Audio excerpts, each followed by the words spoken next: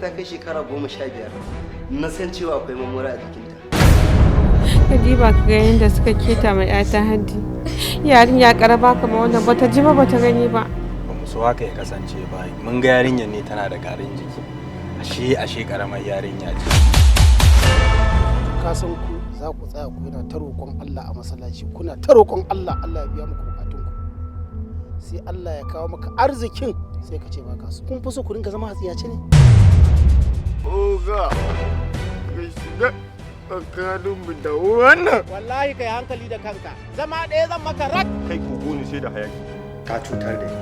Ba ka fahimtar abin da nake faɗa kenan? Bai Allah. Bayan tasowa na daga makaranta, daga hanya na komawa gida shine na ga wasu samari guda biyu. Ni Safwan ban taɓa neman abu na rasa ba. Dakata. Kada ku ɗauke ni ban san abin da nake yi. Duk abin da nake yi ina sani. Ba ko ban da hankali bane. Ban taba sani cewa abotata da kai tana da rauni ba sai a yau. Kai fa ka san tun ɗazu ba abincin nan fa shi kuma ke nima ba. In dai amma abinci ko me zan yi? Ai kai ma rayuwa ta ce. Sabida da bazarka nake taka rawa.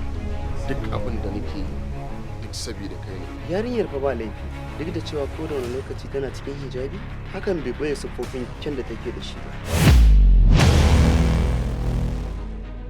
To kana ta jero maganganu za ka siya man gida za ka siya min mota za ka kai ni maka. Ana yin aure a doron soyayya ne.